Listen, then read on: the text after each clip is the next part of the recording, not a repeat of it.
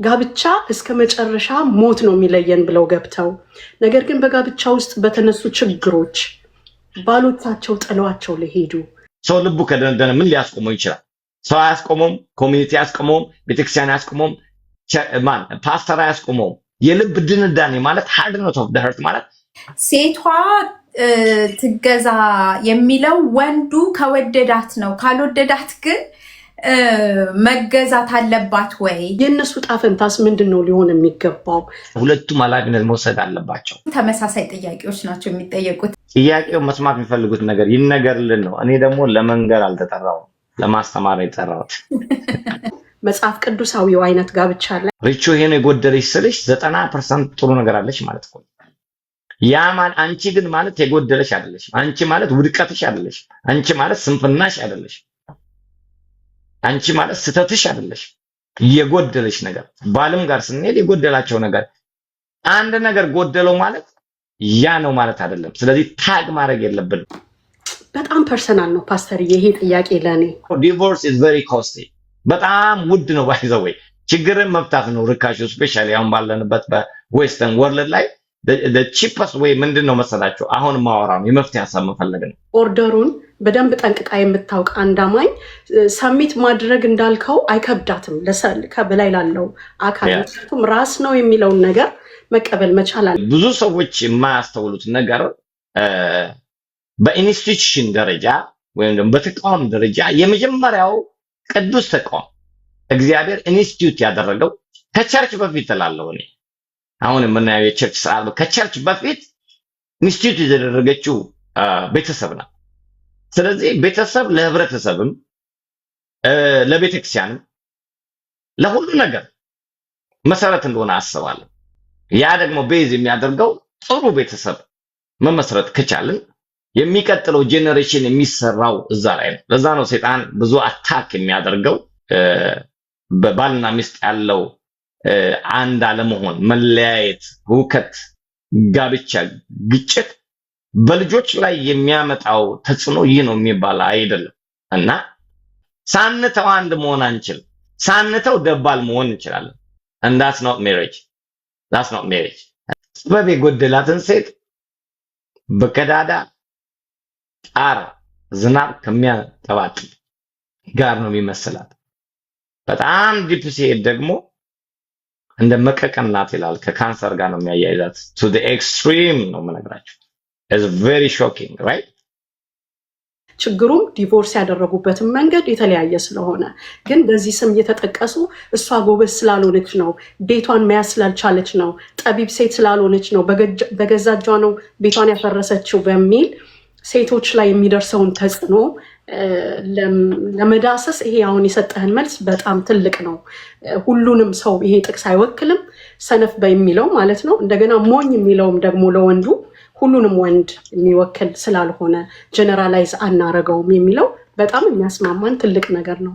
መጀመሪያ ንጽሕት ናት ይላል። ፒውር የሆነ ነገር ሁሉም ሰው ነው የሚፈልገው። በኋላም ታራቂ ናት፣ እሺ ባይ፣ ምሕረት፣ በጎ ፍሬ የሞላባት፣ ጥርጥርና ግብዝነት የሌለባት ናት ይለናል ያዕቆብ። በተጽዕኖ ውስጥ፣ በጀጅመንት ውስጥ፣ በኮንዶሚኔሽን ውስጥ ያሉት እህቶቻችን መፈታት ስላለባቸው ማለት ነው። መገዛትም አንኮንዲሽናል ነው፣ መውደድም አንኮንዲሽናል ነው። አስቀመጥኩት። ሊደርሺፕ ያጣንም ወንድ ደግሞ ፉሊሽ እንደሆነ ይናገራል። ከሞኝነት የበለጠ ነገር ደግሞ የለም። ብዙውን ጊዜ የትዳር መጽሐፍ የሚገዙ ጤነኛ ትዳር ያላቸው እንደሆነ ታውቃላችሁ። የተበላሸ ትዳር ያላቸው ሰዎች የትዳር መጽሐፍ በፍጹም ይፈሩታል። ለምን?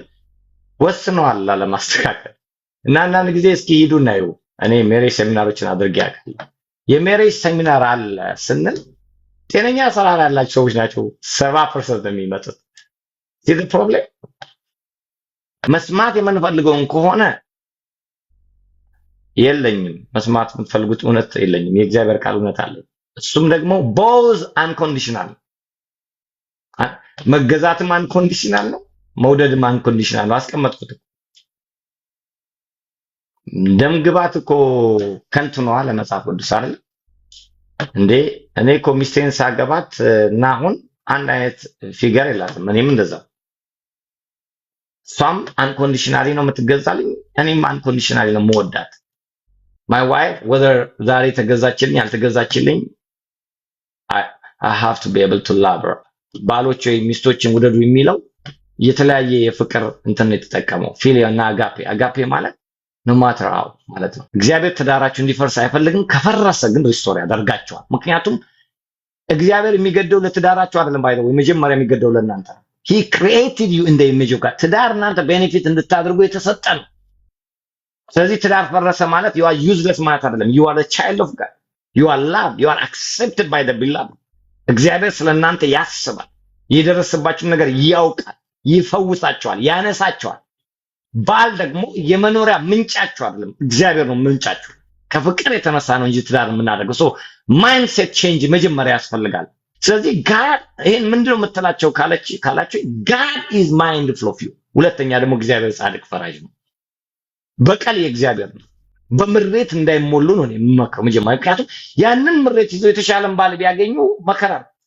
ሂሊንግ ያስፈልጋል። እና አይደለም በትዳር በጮኝነት እንኳን አንድ ሁለት ጊዜ ኖ ስትባል ሴት ልጅ ወንድ ሁሉ አንድ አይነት ነው የሚመስላት። ለምን?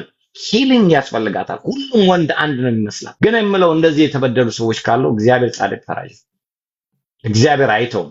እግዚአብሔር ያያል። እስቱ እና ባል የህይወት ምንጭ አይደለም፣ ሚስት የህይወት ምንጭ አይደለችም። ኢየሱስ ክርስቶስ በቀራንዮ ላይ የሞተልሽ ኢየሱስ ነው። እሱ ባልሽ ሊሆን ይችላል ነው የኔ መጀመሪያ። እሱ ጌጥሽ ሊሆን ይችላል። እሱ ጎደሎችን ሊሞላ ይችላል። ከዛ ነው ማውራት ያለብን። I grew up in a boarding school. I didn't have a father figure, but God taught me how to be a good father, a better father at least. እና እግዚአብሔር የማይሞላው ቀዳዳ እንደሌለ እንድነግራቸው ነው የምፈልገው። the same way ሚስቶችም ጥለው ይሄዳሉ። by the way ብዙን ጊዜ ስለ ሴቶች ስለምናወራ እንጂ you cannot believe how many ሴቶች ባሎቻቸውን ጥለው ሚስቶች እስከ ልጆቻቸው እንደሚሄዱ። it's balanced። ስለዚህ ባይስ ሳንሆን የምናስቀምጠው ነገር ያ ነው። God is our source። እና ለዛሬ የምላችሁና በዚህ he's a God of restoration። ደምታችሁ አሟችሁ ካላችሁ በህመም ውስጥ ለረጅም ጊዜ አትኖሩ።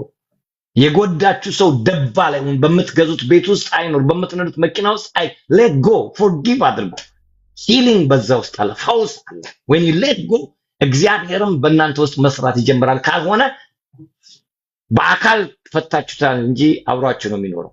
ቁርስ አብራችሁ ይበላል ስትነዱ። አንዳንድ የሚያጋጫችሁም የሱ ንዴት ነው።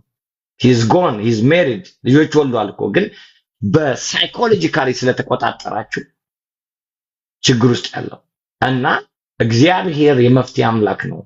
እግዚአብሔር ፈጣሪሽ ባልሽ ነው የሚለው እዚህ ላይ ነው የሚሰራው። ለልጆችም አባት መሆን ይችላል። እግዚአብሔር የሚያሳድጋቸው ልጆች ደግሞ ምርጥ ነው የሚሆኑት። ይሄንን ተስፋ ነው መጫር እንፈልገው።